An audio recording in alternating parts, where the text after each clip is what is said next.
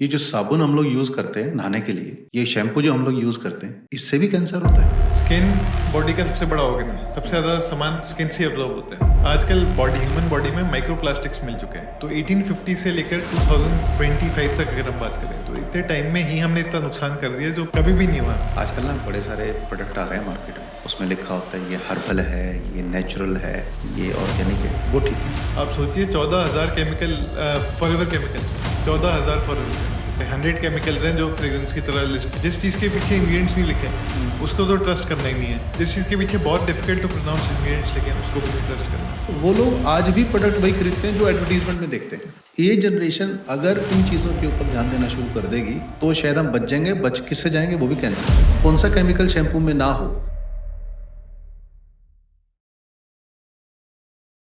ये जो साबुन हम लोग यूज करते हैं नहाने के लिए, ये शैम्पू जो हम लोग यूज करते हैं, इससे भी कैंसर होता है। सो देखिए, बहुत सिंपल सी बात है। जो हम आजकल ज़्यादा प्रोडक्ट्स यूज़ कर रहे हैं, शैम्पू, मॉइस्चराइज़र, लिप बाम, यहाँ तक कि डिश वॉश वगैरह, कॉस्मेटिक्स प्लस जो हमारे होम केयर के प्रोडक्ट्स हैं, सब में मोस्टली एक चीज़ होगी, एसएलएस होगा, एसएलईएस होगा, पैराबेन्स पैराबेन्स होंगे। पैराबेन्स वो प्रिजर्वेटिव की तरह डालते हैं। एसएलएस, एसएलईएस उसके लिए करते हैं, फोमिंग के लिए। और उसके बाद एक आप फ्रेग्रेंस वर्ड यूज़ होता है एंड में। हर एक प्रोडक्ट के आप एंड में आपको एक फ्रेग्रेंस वर्ड मिलेगा ही। अब वो फ्रेग्रेंस कुछ भी हो सकता है, 100 प्लस केमिकल्स भी हो सकते हैं सिर्फ एक फ्रेग्रेंस के अंदर। ओके। उसको हम पारफ्यूम भी बोलते हैं, PARFUM। वो नॉन कार्सिनोजेनिक, जो उसको कैंसर कॉजिंग प्रॉपर्टीज होती है उसके अंदर। फिर EDTA डालता है। EDTA का मतलब है वो आपकी स्किन में जो भी आप डाल रहे हो उसको ऑब्जॉर्व करते हैं। तो आप Okay. सोचिए, आप एक कॉकटेल ऑफ केमिकल्स बना दिया आपने, उसमें आपने EDTA डाल दिया है जो आपकी स्किन के अंदर और इजीली ऑब्जॉर्व हो रहा है। तो बेसिकली नुकसान किसका हो रहा है? ह्यूमंस का हो रहा है। तो बेसिकली हर एक चीज़ जो भी हम आज की डेट में यूज़ कर रहे हैं, सारी बहुत हेविली केमिकल लीडन है जो दिक्कत देगी अब आगे जाके। और इससे आपका हार्मोन सिस्टम डिस्टर्ब हो रहा है, कैंसर की चांस हो रही है और ग्रोथ वगैरह हर एक चीज़ में इश्यूज आते हैं। ऊपर से सिर्फ ये इशू नहीं है कि हम अपने साथ क्या कर रहे हैं, ह्यूमन बॉडी के साथ क्या कर रहे हैं, हम एनवायरनमेंट के साथ क्या कर रहे हैं, वो भी इक्वली इंपॉर्टेंट है। ये चीज़ें ज़्यादातर बायोडिग्रेडेबल नहीं होती, ये परसिस्ट करती है एनवायरनमेंट में। मतलब ये नहीं है कि आपने आज अपने खा लिया और खत्म हो गया काम। ये अच्छा। आपकी एनवायरनमेंट में रहेगी, ओके। आपकी ह्यूमन बॉडी में भी रहेगी। एक चीज़ है फॉरएवर केमिकल्स, एक टर्म है जो बहुत पॉपुलर हो चुकी है, forever chemicals. Forever chemicals. America में 2 कंपनीज हैं, उन्होंने शुरू किया था। और जिस एरिया में उन्होंने शुरू किया था वहाँ क्या सारी वाटर बॉडीज खराब पोल्यूट हो गई थी। उसके बाद वहाँ पे जो लाइफ स्टॉक था, काउज वगैरह, उनकी डेथ होने लगी थी। तो बहुत स्टडी करने के बाद पता लगा कि ये फॉरएवर केमिकल्स कैसे हो रहा है। और अभी एक इटली में एक कंपनी है जिनके हेड को जेल में डाला इसी चीज के लिए कि उन्होंने वहाँ पे फॉरएवर केमिकल्स की एक फैक्ट्री लगाई थी जिसने हाईली पोल्यूट किया। और वो फैक्ट्री का हाँ, मैंने सुना है हाँ, कि इंडिया में भी अब आ गया हो। यस, तो वो फैक्ट्री का हाँ। सामान ऑक्शन करके एक इंडियन हाँ। कंपनी ने खरीदा है और रत्नागिरी में वो सेम चीजें इंडिया में लाके लगा दी। जो इटली के लिए नॉन वो था निगोशिएबल कि वहां पे नहीं कर सकते, तो वहां से निकाला, इंडिया में ले आए। इंडिया में फॉरएवर केमिकल्स की आज की डेट में कोई रेगुलेशन नहीं है। तब सोचिए किस तरह के केमिकल्स हमारी ब्लड स्ट्रीम में, हमारी एनवायरनमेंट में आ रही है। और ये मरीन लाइफ, हर एक चीज को इम्पैक्ट करती है। सो हम लोग का जो टॉपिक आज यही है कि ये जो घरों के अंदर यूज होने वाले छोटे छोटे सामान हैं, ये सारे कैंसर कॉजेज हो सकते हैं इनसे। अभी तक जनरली हम लोग जो देख रहे हैं ना, वो यही देख रहे हैं कि हर कोई इंटरनल उसकी बात करता है कि आप ये खा लो, इससे आपका ये फायदा हो जाएगा, इसको छोड़ दो, इससे ये फायदा हो जाएगा, अगर आप ये खाते हो तो इसका नुकसान होगा। लेकिन आज का जो हम लोग का इस टॉपिक जो है आज के एपिसोड का है, जो हमारी डिस्कशन रहेगी वो सब इसके इर्द गिर्द रहेगी। और जो हम लोग के आज के गेस्ट हैं वो है डॉक्टर करण। डॉक्टर करण जो है PhD होल्डर है फ्रॉम पंजाब यूनिवर्सिटी। उसके बाद में बहुत कुछ है जो इन्होंने किया हुआ है, मैं चाहूँगा इनसे पूछना। पर डॉक्टर साहब रिसर्च करते करते ये कहाँ से, मतलब साबुन, शैम्पू, लिप बाम, ये किधर आ गए आप? कि जर्नी, हाँ, ये जर्नी कैसे हुई शुरू? जैसे पिक्चरों में बोलते हैं, शुरू से शुरू करते हैं। शुरू से शुरू करते हैं। वैसे करते हैं। मैं तो दिल्ली में सेंट स्टीफेंस कॉलेज में था, DU में। वहाँ से मेरे को एक फेलोशिप मिली थी जिसके अंदर मेरे को एक पार्लियामेंटेरियन के साथ 1 साल के लिए लगा दिया। वहाँ से रिसर्च के बाद फिर मेरे को मेडिकल इशू है, लिम्फेडेमा, तो उसकी वजह से मेरे को दिल्ली छोड़ना पड़ गया। वो थोड़ा एग्रीवेट हो गया था और मैं ध्यान नहीं रख रहा था उस चीज़ का। मेरे को लग रहा था होते रहेगा। तो मैंने कहा कि थोड़ा लाइफ को स्लो डाउन करना जरूरी है। वहाँ से मैं चंडीगढ़ आया, लॉ यहाँ पे शुरू की। लॉ खत्म करते करते मेरा राइटिंग में इंटरेस्ट था ही, रिसर्च में इंटरेस्ट था, तो PhD कर ली मैंने। जैसे नेचुरल प्रोडक्ट्स में मेरा इंटरेस्ट था काफ़ी टाइम से, तो मैं जैसे सोप मंगाता था, नेचुरल सोप मंगा ली अमेज़न से, तो हमेशा एक प्लास्टिक फ़िल्म में रैप्ड आती थी और उसके बीच में एक प्लास्टिक की वो फ्लैप टाइप लगा होता यस, है। ताकि वो ड्रेन ना हो सोप हाँ, जल्दी, क्योंकि हाँ। नेचुरल सोप बहुत जल्दी हो जाती है, केमिकल रिटार्डेंट्स नहीं होते इनमें। तो वो आती थी, तो मेरे को बहुत दुःख होता था कि इतना ज़्यादा, मतलब आप नेचुरल चीज़ बेच रहे हो, उसको प्लास्टिक में क्यों बेच रहे हो? उसको जब आप बेच सकते हो नॉर्मली, क्योंकि बायोडिग्रेडेबल पेपर लगाना उसके ऊपर इसलिए ज़रूरी होता है ताकि वो क्योरिंग कंटिन्यू हो उसकी और बेटर होती रहती है वाइन की तरह। तो ये करते-करते मैंने थोड़ा-सा रिसर्च करके 5 साल पहले 6 महीने रिसर्च करके पहली सोप बनाई अपनी। हाँ, उसके बाद सोप बनाई, फिर मैं डिश वॉशिंग के लिए एक सोप बनाई मैंने। लेकिन अच्छा। प्रॉब्लम ये है कि इंडिया में वाटर हार्ड है, तो ओके। जब आप हार्ड वाटर के ऊपर सोप लगाओगे तो वो व्हाइट फिल्म छोड़ेगा।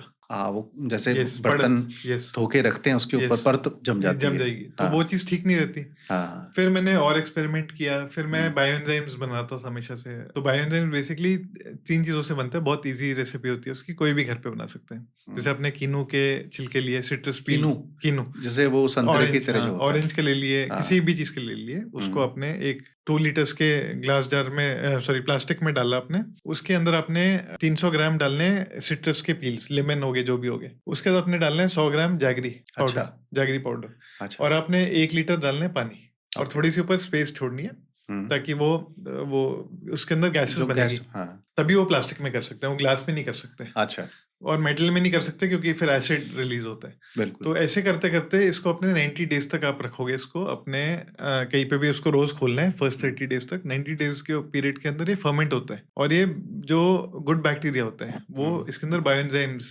क्रिएट एंजाइम्स करता है। रिलीज़ करते हैं। हाँ, वो एंजाइम्स क्लीनिंग के लिए बहुत हेल्पफुल होते हैं। तो ओके। उसके बाद इसको मैंने अपना बेस बनाया प्रोडक्ट्स का, हुँ, क्लीनिंग प्रोडक्ट्स का, जो 4 प्रोडक्ट्स हैं उसका बेस बना के, उसके बाद डिश वॉश वगैरह उसको ऑब्वियसली फिर आप कर सकते हो इसके अंदर कोकोनट बेस्ड सर्फेक्टेंट्स, जो नेचुरल सर्फेक्टेंट्स होता है बायोडिग्रेडेबल। ऐसे करते-करते फिर डिश वॉश बनाया, फिर शैम्पू बनाया, फिर ऐसे करते-करते आज 12 प्रोडक्ट्स बना लिए। तो ये हुँ, सारा कुछ एक चीज़ से शुरू हुआ था, सिर्फ़ एक रील से, कि कुछ ढूँढना है ऐसा कि जो नेचुरली हम कर सकते हैं। हुँ, मेरा सिंपल कॉन्सेप्ट है कि आप लोगों को 100% बायोडिग्रेडेबल और 100% नेचुरली डिराइव्ड इंग्रेडिएंट्स दो। कंपनीज़ उल्टा करती है, कंपनी पैकेजिंग बहुत अच्छी देगी लेकिन आपको अंदर सारा काम जो होगा वो अच्छा नहीं होगा आपके लिए। तो ओके। वो मेरे ख्याल से वो एक ट्रेड ऑफ कर रहा हूँ मैं अभी आज के डेट। आजकल ना बड़े सारे प्रोडक्ट आ रहे हैं मार्केट में, उसमें लिखा होता है ये हर्बल है, ये नेचुरल है, ये ऑर्गेनिक है, वो ठीक है? डिपेंड करता है, वापस आपको इंग्रेडिएंट्स पे जाना पड़ेगा। एक वर्ड होता अच्छा। है ग्रीन वॉशिंग।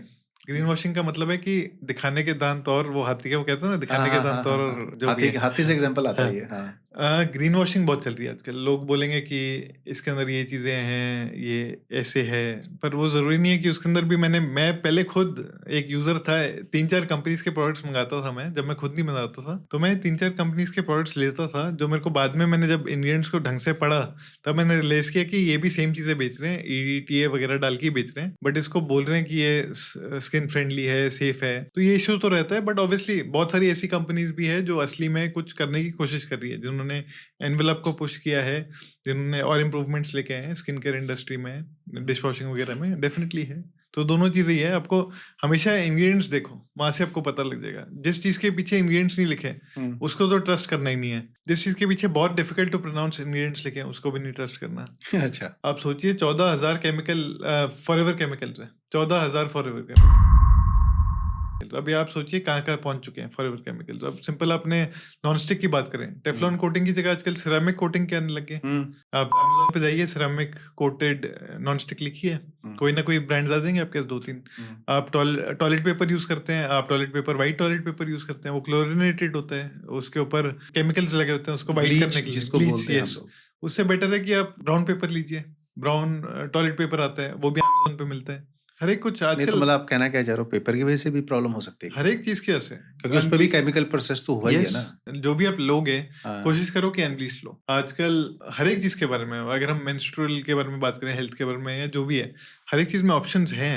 मतलब ब्रांड्स हैं ऐसे जो बहुत अच्छा काम कर रहे हैं। आधे उसमें भी ऐसे ब्रांड्स हैं जो ग्रीन वॉशिंग कर रहे हैं। कभी-कभी मैं भी फँस जाता था पहले, जैसे अच्छा। वाइफ़ के लिए कुछ मँगाना है तो 2-3 ऐसे ब्रांड्स थे। मेरे को बाद में पता लगा कि ग्रीन वॉशिंग ही कर रहे थे। वैसे भी आम तौर पे ना लोग बात करते हैं अंदर के बारे में, जैसे खान-पीन के बारे में बात कर लेंगे और फिर वो समझाते भी हैं कि जी ये आप ना बर्गर मत खाओ, आप पिज़्ज़ा ना खाओ, आप ये पैक्ड फूड मत खाओ, इसमें कैंसर है। लेकिन ये बात तो मेरे को लगता नहीं मुल्क में किसी को पता भी होगी कि कैंसर जो आप ये बॉडी के ऊपर जो चीज़ अप्लाई करते हो, जैसे साबुन भी आप बॉडी पे लगाते हो, लोशन है वो भी बॉडी के ऊपर आप लगाते हो, और उसके बाद में जब बर्तन धोते हो तो वो जो डिश वॉश का जो लिक्विड आप यूज़ कर रहे हो वो भी है, तो उससे भी कैंसर होता है बेसिकली। तो ये चीज़ नहीं इतने लोगों को ज्ञान थी। तो ये जो डिटेल में मैंने आपसे पूछने की मेरी इच्छा थी ना, वो यही थी कि ठीक है, अब ये इन चीज़ों से आप ये भी नहीं कह सकते कि हम इसको यूज़ ना करें, क्योंकि घर में आ चुकी हैं। 1990 में जो लिबरलाइजेशन हुई थी उसके बाद में जो एफएमसीजी मार्केट के प्रोडक्ट आने शुरू हो गए इंडिया के अंदर, अब उसको रोक नहीं सकते। लेकिन अगर इस तरह की डिस्कशन लोग सुनते रहेंगे ना,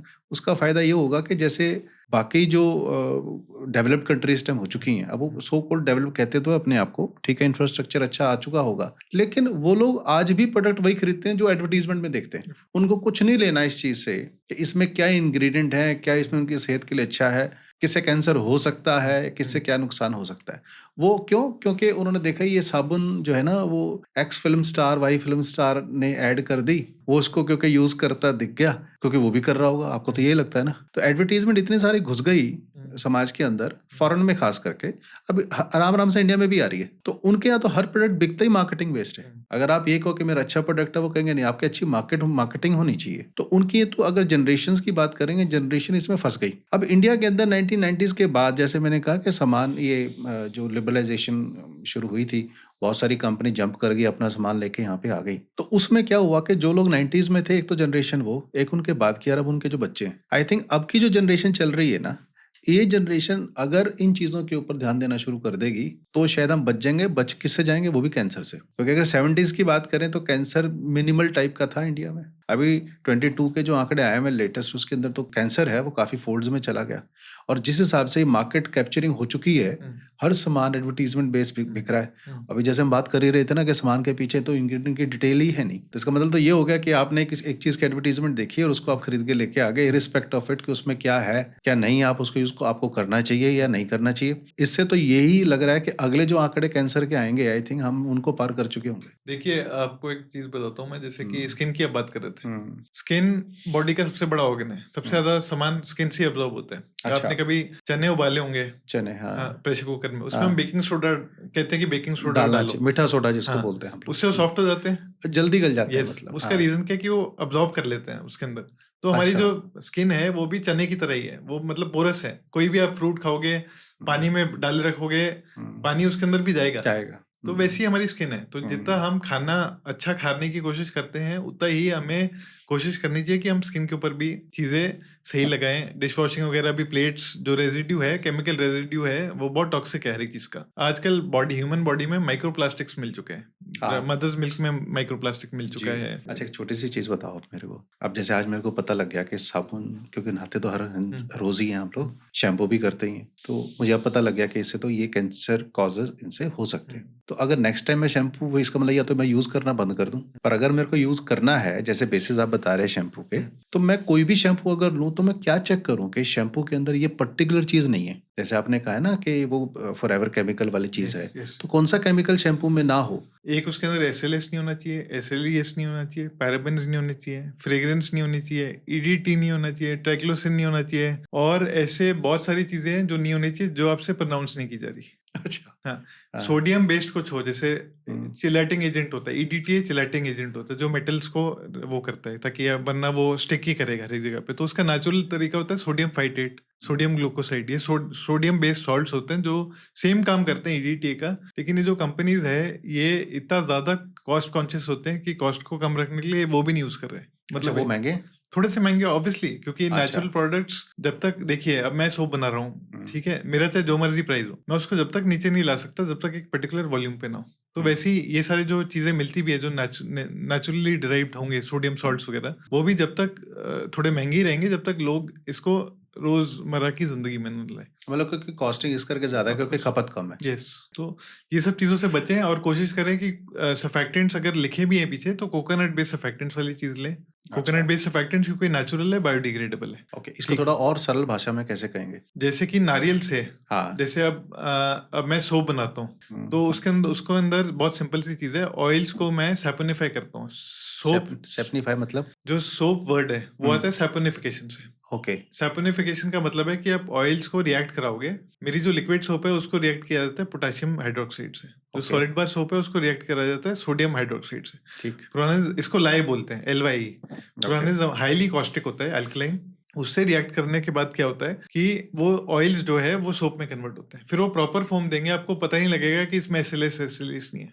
अच्छा, अब मेरी मतलब जो सोप, पहले वो लिक्विड फॉर्म ही होता है, यस बाद में फिर सॉलिडिफाई होता है वो। यस, वो सॉलिडिफाई क्योरिंग पीरियड होता है उसका, 1 महीना ओके, लगता है क्योर होने में। तो अच्छा, मेहनत का काम है। अब जैसे मैं अगर कैलेंडुला इन्फ्यूज सोप बनाता हूँ मैं, हुँ, पहले मैं 1 महीने तक कैलेंडुला को, हिबिस्कस को, कत्था वुड पाउडर, एक ऑर्गेनिक शिमला से सोर्स करता हूँ मैं। आजकल कत्था वुड पाउडर डलता है बेसिकली पान वगैरह में, लेकिन कत्था जिसको बोलते यस, हैं, लेकिन लगाते वो हैं उसके ऊपर। यस, लेकिन जनरली आजकल वो सारा वो भी सिंथेटिक आने लग गया है। अच्छा, बहुत कम ऐसी कंपनीज हैं जो ऑर्गेनिकली कर रहे हैं उस चीज को।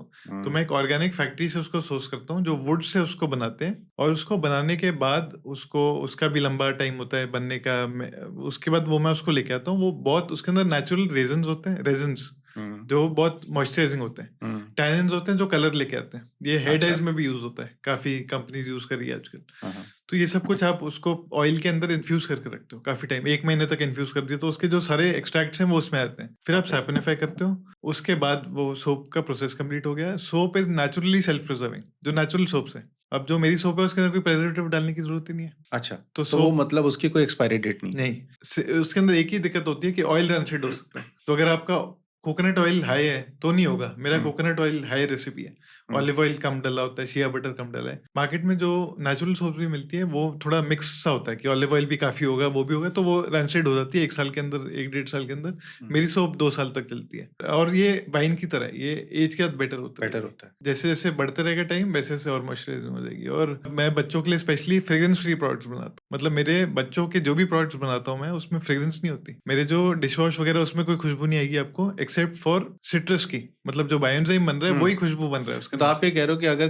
किसी भी प्रोडक्ट के अंदर वो साबुन है, शैम्पू है, से। यस लिप बाम है, या इवन जो हम डिओड्रेंट्स भी यूज़ यस। करते हैं, अगर उसके अंदर स्मेल है तो वो हमारे लिए नहीं नुकसानदेह है। नहीं, ऐसा नहीं है। एक चीज होती है फ्रेग्रेंस, एक हाँ, होता है पार्फुम। पार्फुम, वो दो चीजें लिखी है तो 100% स्टे ऑफ इट। क्या दोबारा बताएँ? पार्फुम, पी पार्फ ए हाँ, आर लिखा होता है एफ उसके एम ऊपर, हाँ, या जिसको लिखा हम होगा, परफ्यूम बोल देते यस, हैं, दैट्स या लिखा, परफ्यूम। यस, हुँ, या लिखा होगा पीछे फ्रेग्रेंस। हुँ, वो भी कुछ भी हो सकता है। 100 केमिकल्स हैं जो फ्रेग्रेंस की तरह लिस्टेड। एक चीज होती है एसेंशियल ऑयल, हुँ, एक चीज होती है सिंथेटिक ऑयल, केमिकल हुँ। जो होते हैं। Essential oil is the best.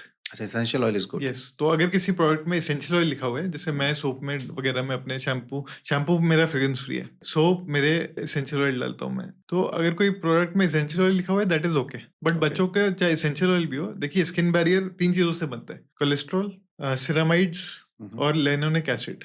अच्छा। ठीक है, 3 चीज़ों से बना है आपकी स्किन हुँ। बैरियर जो है। बच्चों का स्किन बैरियर डेवलप हो रहा है उस टाइम पे, जब आप क्योंकि फ्रेग्रेंस, हम मैच्योर हैं, हमारा यस, डेवलप हो डेवलप चुका हो है, चुका है। बच्चों का भी हो रहा है। एक्स्ट्रा सेंसिटिव है वो। ओके। और हमें बचपन में जैसे किसी भी साबुन से नहला देते थे, वो मैं मानता हूँ गलत है। तो मैंने क्या किया, मैं फ्रेग्रेंस फ्री ही देता हूँ बच्चों को। अब जो मेरा मॉइस्चराइजर है उसके अंदर शिया बटर की खुशबू आएगी, क्योंकि shea butter, organic shea butter, unrefined की एक नेचुरल खुशबू आती है जो आपको रिफाइंड शिया बटर में नहीं मिलती। तो हुँ। उसमें मेरे को फ्रेग्रेंस डालने की जरूरत नहीं है। तो बच्चों के लिए मैं वो बनाता हूँ। आप ये कह रहे थे कि इसके अंदर जो भी आप प्रोडक्ट अभी बना रहे हैं, उसके अंदर कोई भी फॉरएवर केमिकल नाम की चीज़ नहीं डाल रहे हैं, ठीक कोई है? एसएलएस नहीं है, कोई नहीं डाल रहे एसएलएस हैं, नहीं है, ठीक है। एसएलएस नहीं अब है। ऐसा तो है नहीं कि ये बात सिर्फ़ आप ही को पता थी।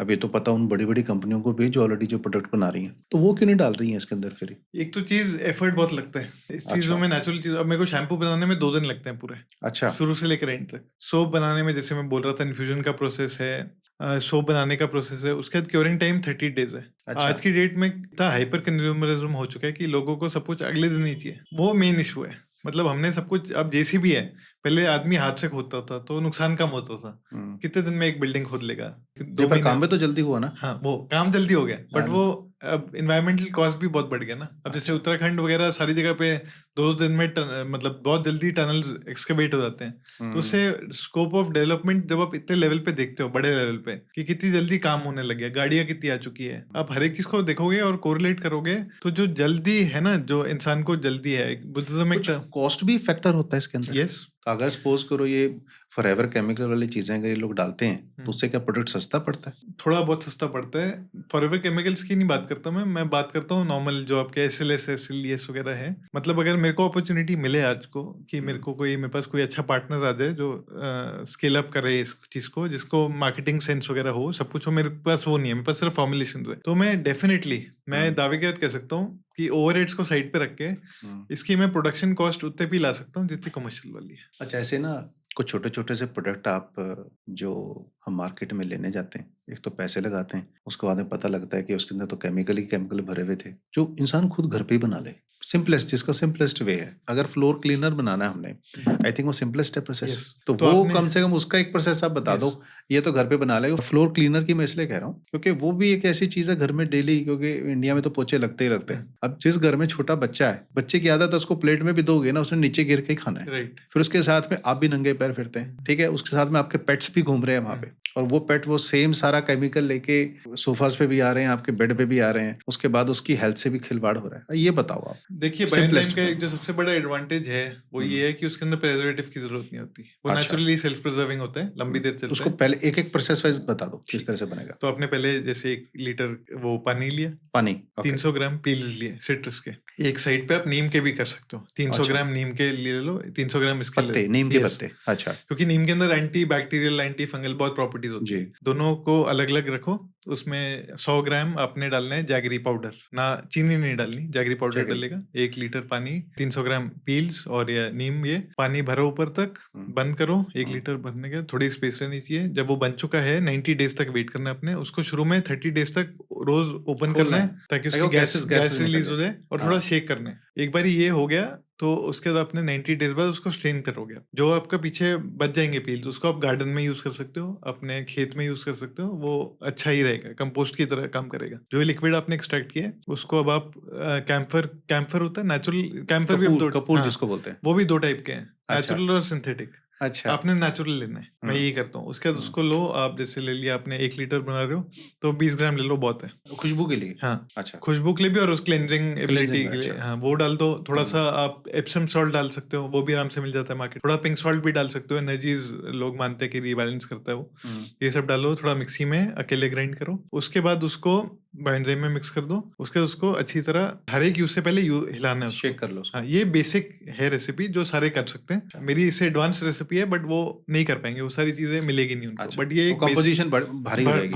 भारी हो जाएगा। बट ये एक बेसिक रेसिपी है जो अगर मैं as a home user use करना चाहूँ तो मेरे को फील गुड फैक्टर भी देगा कि मैं कुछ अच्छा कर रहा हूँ। आपको पहली चीज, आपका प्लास्टिक में कैन के अंदर 1-2 लीटर का आपका हर एक महीने आना बंद हो जाएगा फ्लोर क्लीनर, और ये क्लीन करेगा क्योंकि बायोएंजाइम है, नीम है इसके अंदर। उसके बाद एक हैंडफुल, जैसे कप फुल होता है, जैसे नॉर्मल आप कमर्शियल वाला करते हो, पानी में डालो बकेट में। अच्छा, कंसंट्रेटेड बनता है ये सारा? यस, ये कॉन्सेंट्रेट है। तो आपने अच्छा, इसको तो एक 2-2 को जैसे बाल्टी में पानी में डाल दिया, थोड़ा वो करो। और खुशबू जब घर को साफ कर रहे हैं, पोछा Yes, लगा रहे हैं जब तब घर पे, करें। तो एक बाल्टी जिसमें पानी डालते हैं उसके अंदर 1-2 चम्मच इसके डालते हैं हम यस, लोग, जैसे नॉर्मल करते हो आप। जो बाकी हम लोग जैसे हाँ। नॉर्मल यूज और करते अगर हैं। आप इसके अंदर खुशबू चाहते हो तो आप हाँ। घर पे एसेंशियल ऑयल मंगा लो, कोई हाँ। भी लेमन ग्रास वगैरह हो, हाँ। उसको भी डाल दो। प्रॉब्लम है कि आपको हर एक बार इसको शेक करना जरूरी है क्योंकि सब कुछ सेपरेट हो जाएगा। सेपरेट हो जाएगा। तो आपको शेक करना है, वो मेरे में भी है, मेरी एडवांस फॉर्मुलेशन है, बट उसमें भी शेक करना ही पड़ेगा क्योंकि मैं इसके अंदर कोई भी चीज ऐसी एमल्सिफायर नहीं डालना चाहता तो सब कुछ स्टेबल रखे। क्योंकि एंड में मेरे को उसके लिए पेट्रोलियम यूज करना पड़ता है, पेट्रोलियम बेस्ड प्रोडक्ट। वो अवॉइड करने के लिए मैं क्लाइंट्स को सीधा बोलता हूँ कि आप इसको हिला के यूज कर लो, कोई दिक्कत नहीं है। वो बहुत ईजी रेसिपी है और कोई भी घर पे कर सकता है, और I think it will give good results. आपका पेट सेफ रहेंगे, आपके बच्चे सेफ रहेंगे, कोई भी यूज कर सकता है। ऐसे कोई और प्रोडक्ट जो घर पे लोग बना सकते हैं? वापस शैम्पू के अंदर मैं आपको एक बहुत सिंपल सी रेसिपी बताता हूँ, वापस मेरी एडवांस्ड है। तो शैम्पू के अंदर, इस शैम्पू का पहले इशू भी बताता हूँ, ये आपके बालों को बहुत हार्ड करेगा क्योंकि रीठा और शिकाकाई बेस्ड है। मैं इसको नहीं, जो मैं वैसे ना मैं पढ़ रहा था इसके बारे में, जो इंडस वैली सिविलाइजेशन हमारी थी, वहां से शैम्पू वर्ड से निकला था ऐसे कुछ करके। तो वहां पे ये लिखा हुआ था कि इसके अंदर तो 3 ही चीजें थी, आंवला था इसके अंदर, रीठा थे और शिकेकाई थी। तो अब जितने शैम्पू आ रहे हैं मुझे तो लगता है किसी के अंदर इनमें से कोई इंग्रेडिएंट है भी है। बहुत कम होता है। मैं जैसे डालता हूँ सब कुछ रीठा। तो आप जो बना रहे हो, तो जो आप बताओ। तो मैं इसको बायोएंजाइम बनाता हूँ पहले, रीठा और शिकाकाई का। नहीं, बायोएंजाइम का मतलब ये इसको पहले हम फर्मेंट करें। सेम प्रोसीजर जो मैंने आपको सिट्रस और उसके लिए बताया। हाँ, कि उसको आप इकट्ठा करके फर्मेंट कर लो। हाँ 90 days। खमीरा वो जिसको मैं बोलते हैं हम हाँ लोग। यस वो मैं कर रहा हूँ। अच्छा। आपको करने की जरूरत नहीं है क्योंकि अच्छा। आपको जल्दी चाहिए कुछ, ठीक है। ओके। मेरे को 90 days मेरे को वेट करने में कोई इशू नहीं है, और उसके मैंने उसको बायोएक्टिव करना है ताकि वो हेयर के लिए और इम्प्रूव हो। जब भी कोई चीज आप बायोएंजाइम में कन्वर्ट करते हो, जैसे सावरडो ब्रेड होती है खाने की चीज, सावरडो ब्रेड, हाँ। सावरडो क्या है, वो नेचुरल ईस्ट है, तो आप उसको एक्टिव कर रहे हो। हमारे कांजी पीते थे छोटे होते, वो क्या है, वो भी यही है, एयर से ईस्ट लेके कर रहे हो। कंबूचा एक फेमस ड्रिंक हुई हुई है आजकल, कंबूचा, वो भी यही है, ठीक है। फिर एक जिंजर बग होता है जो जिंजर एल जिससे बनता है, फर्मेंटेड वाला, हाँ, मतलब ये नेचुरल सोडाज है सारे, हाँ हाँ हाँ, जिसके अंदर आप मानोगे नहीं कि बिना सोडा ऐड करे जब आप उसको वो बॉटल को पॉप अप पॉप करती करते हो है, तो हाँ, पूरा वो फिज पूरा आएगी देती है इसमें। फिर, हाँ। तो मेरा वो पर्पस है कि मैं ओके। क्लाइंट को हमेशा प्रॉपर जो बेस्ट कर सकता हूँ मैं वो करना चाहता हूँ। लेकिन अगर कोई घर पे बना रहा है तो सिंपल है, थोड़ा सा रीठा लो, थोड़ा सा शिकाकाई लो, थोड़ा सा आंवला लो, और आपको बहुत ज्यादा ध्यान नहीं रखना कितना ले रहे हो, थोड़ा अच्छा। थोड़ा ले लो, हाँ पानी डालो, हाँ। उसको बॉईल करो। जब बॉईल करोगे उसके उसके डीसीडिंग करो, उसके सीड्स अच्छा, निकालो। सीड्स निकलेंगे, यस, अच्छा ठीक है। सीड्स निकालो, उसके बाद उसको छान लो, वो आपका लिक्विड बन गया। अब उसको फिर आप जो पीछे रह जाता है गुद्दा, उसको आप ग्राइंड कर सकते हो, उसको भी उसमें मिक्स कर लो अच्छा। गुद्दे के साथ ही, मतलब उसी के साथ पानी के साथ ही ग्राइंड कर लो उसको, ओके। तो आपका प्रॉपर वो थिक सा वो बन जाएगा। उसके बाद आप उसको रखना पड़ेगा आपको फ्रिज में, क्योंकि उसके अंदर आपको प्रेजर्वेटिव वगैरह आपको पता नहीं होगा कैसे डालना है, क्या है, जो भी है सब कुछ। तो आप उसको फ्रिज में रखोगे और उसको 2-3 दिन 4 दिन में कंज्यूम करोगे। 4 दिन नहीं तो हफ्ता चल जाएगा। थोड़ा सा बायोएंजाइम डाल दोगे उसके बीच में, सिट्रस वाला, तो और लंबा लाइफ उसकी और मतलब जो आपने बायोएंजाइम बनाया था फ्लोर क्लीनर के लिए, यस उसका बेस, हाँ, तो वो वो बेस थोड़ा उसमें सा अगर डाल लेंगे 30-40 ml, तो उसको आपने फिर फ्रिज में रखना है जल्दी अच्छा। से। उसको 2-3 दिन में 4 दिन में, घर वाले हैं जितने वो हफ्ते में तो यूज कर उससे लो। वो फॉर्म भी बनती है, झाग भी आती हाँ, है? उससे फोम बनती है डेफिनेटली। अच्छा। मेरे अब हर एक चीज में मेरा डिश वॉश वगैरह जो नया वाला है अभी, तो उसके अंदर प्रॉपर झाग कोकोनट बेस्ड सर्फैक्टेंट्स को वो फोर्टिफाई करता है। लेकिन अब इस शैम्पू के साथ इशू ये है कि ये हार्ड करता है आपके बाल, जो ये आपने अभी बताया। यस। अब इसके अंदर मैं बेसिकली नेचुरल जैसे ग्वार गम हो गया, जैंथम गम हो गया, वो डाल के इसको थोड़ा सॉफ्ट करता हूँ, फिर कोकोनट बेस्ड सर्फैक्टेंट्स वगैरह। तो बेसिकली मेरी इस रेसिपी में 15-17 इंग्रेडिएंट्स है। एलोवेरा है, राइस स्टार्च है, बट ये सब अपनी नॉर्मल उसमें ये तो फिर अगर घर पे कोई शैम्पू बनाना चाह ही रहा है तो ये 3 चीजें डाल लो। 3 चीजें डाले तो आप कह रहे हो ना, वो तो हार्ड हो जाएगा फिर। थोड़ा सा हार्ड होगा, इतना फर्क नहीं पड़ेगा। नहीं, कंडीशनर अगर तो ऐसा ना हो किसी के बाल ही टूटने शुरू हो जाए नहीं अगर नहीं, हार्ड हो इतना गया। ऐसा नहीं होता, थोड़ा सा हार्ड होता है, मतलब नॉर्मल शैम्पू हार्ड से। किस तरह से महसूस होता है? मतलब जैसे बाल आपके रफ से लगेंगे थोड़ा सा। ओके। आजकल लोगों को बहुत सॉफ्ट बाल चाहिए शॉर्ट बाल चाहिए और पूरे कंडीशनड बाल चाहिए। हाँ, तो फिर इसका बात तो वहीं के वहीं खड़ी है। हाँ, मतलब ये है, क्या कर सकते हैं इसका। तो अब कोई रीठा शिकाकाई आप जो मर्जी डाल लोगे वो उस लेवल तक नहीं पहुंच पाएगा। अब अच्छा। मेरे को भी एंड में कंडीशनर बार इंट्रोड्यूस करना ही पड़ा ना। अब कंडीशनर बार क्या है? कंडीशनर बार लिक्विड कंडीशनर का सॉलिड बार वर्जन है। इकोनॉमिकल पड़ता था, 40-50 टाइम्स चलता है, ठीक है, और नेचुरली बनता है शिया बटर कंडीशनिंग एजेंट्स वगैरह से। तो कंडीशनर, लिक्विड कंडीशनर में ये इशू आता है कि आपको एंड में उसको प्लास्टिक की किसी बॉटल में ही डालोगे आप उसको, तो ये जीरो वेस्ट रेसिपी बन जाती है। तो आप शैम्पू किया, उसके ऊपर कंडीशनर बार कर लिया। अगर आपका शैम्पू भी हार्ड है तो वो उसको it will take care of the fridge जो भी बनता है आपके बालों में। तो वैसे आपने जैसे बताया कि कमर्शियल आपने लॉन्च नहीं किया, बट इन केस जैसे हम लोगों की आज पॉडकास्ट हो ही रहा है, कोई अगर ऑर्डर करना चाहे तो कर सकता है आपको ऑर्डर? हाँ, इंस्टाग्राम पे है। अच्छा, इंस्टाग्राम पे। हाँ, मैंने अभी कोई वैसे वेबसाइट नहीं डिस्क्रिप्शन में मेरी कोशिश रहेगी, मैं आपकी डिटेल डाल दूंगा, बनाई। आपके कॉन्टैक्ट डिटेल्स, ईमेल हो गई और आपका जो वो हो गया, सो दैट अगर किसी को वो चीज़ें ट्राई करनी है और उसका फ़ायदा लेना है, केमिकल से दूर होना है, तो वो आपसे परचेज कर लें। जो लोग कॉन्शियस है उनके लिए मेरा क्वेश्चन आपसे, आपने दोबारा से एक बार लिस्ट डाउन कर दें कि अगर किसी प्रोडक्ट के अंदर ये पर्टिकुलर केमिकल्स हैं या ये इंग्रेडिएंट्स का मतलब फॉर्मुलेशन में है, तो वो उस प्रोडक्ट को ना लें।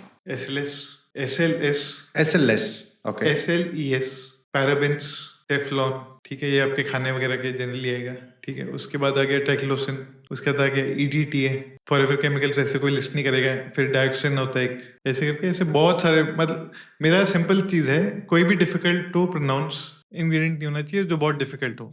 मतलब कहने का ये है कि जो आपने अभी नाम लिस्ट डाउन किए हैं ये तो हो गए, आप चेकआउट कर लें। और इसके अलावा अगर देखना है कि जो कौन सा डेंजरस है, वो ये कि जो प्रोनाउंस आप नहीं कर पा रहे, जो बहुत मुश्किल है प्रोनाउंस करने वाला, जैसे फिनो एथेनॉल ऐसे करके कुछ होता है, वो प्रिजर्वेटिव की तरह यूज हो रहा है, पर वो भी पेट्रोलियम डिराइव्ड है। तो जब आपको कोई डिफिकल्ट टू प्रोनाउंस मिल रहा है, अब उसको चैट जीपीटी पे या किसी और प्लेटफॉर्म, AI प्लेटफॉर्म पे डालिए और देखिए उसका बैकग्राउंड क्या है। अगर वो प्लांट बेस्ड है तो ठीक है, अगर वो पेट्रोलियम बेस्ड है तो डेफिनेटली नो है।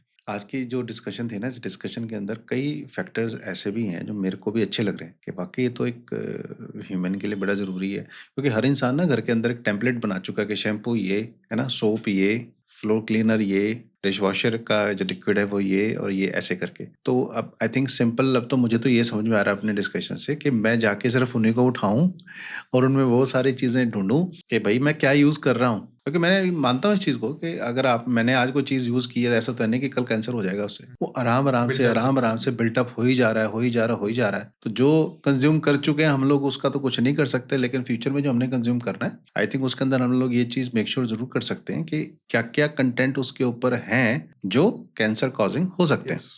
अगर किसी प्रोडक्ट के अंदर वो चीज़ें हैं तो उस प्रोडक्ट को छोड़ और दें ये या सिर्फ उसका अल्टरनेट ढूँढें कोई बढ़िया। और ये सिर्फ स्किन केयर और कॉस्मेटिक्स वगैरह में नहीं है, ये आपके खाने-पीने के अंदर है, आपके लाइफ़स्टाइल के अंदर है, बिल्कुल, आपकी हैबिट्स के अंदर है। एक बुद्धिज़्म में कॉन्सेप्ट होता है माइंडफुलनेस।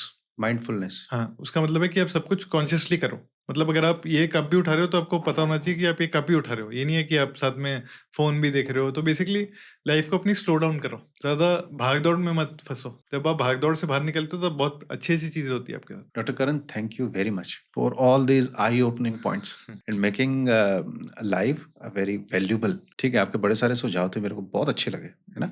और मैं चाहूँगा आप लोग इसके ऊपर वर्कआउट करें, चीज़ों को देखें, पढ़ें, समझें। जीवन तो अपना ही है और इतना भी कोई टफ नहीं है, उसके ऊपर सिर्फ पढ़ना है। और जैसे डॉक्टर साहब ने बताया कि अगर कोई शब्द आपसे प्रोनाउंस नहीं हो पा रहा, दिस मीन्स वो कैंसर कॉजिंग हो सकता है। सर्च कीजिए। सर्च करें उसको, यस। राइट? उसको सर्च करें और आप ये मेक श्योर करें कि जो भी आप सामान स्किन के ऊपर यूज़ कर रहे हैं, किसी भी शेप में, वो सोप है, शैम्पू है, वो बॉडी लोशन है, लिप बाल्म है, उसके अंदर इस तरह के हार्मफुल केमिकल ना हो, क्योंकि इसी से शुरुआत होनी है कैंसर की। और अगर कैंसर्स के आप नंबर देखोगे, वो आई थिंक इतनी स्पीड से बढ़ रहे हैं कि आपको खुद को ही कंट्रोल करना पड़ेगा। यहाँ पे कोई नहीं आ रहा आपको बचाने। चैनल पे अगर आप नए हैं तो प्लीज़ इसको फॉलो ज़रूर करें, सब्सक्राइब ज़रूर करें। वीडियो देखने के लिए आपका बहुत-बहुत धन्यवाद।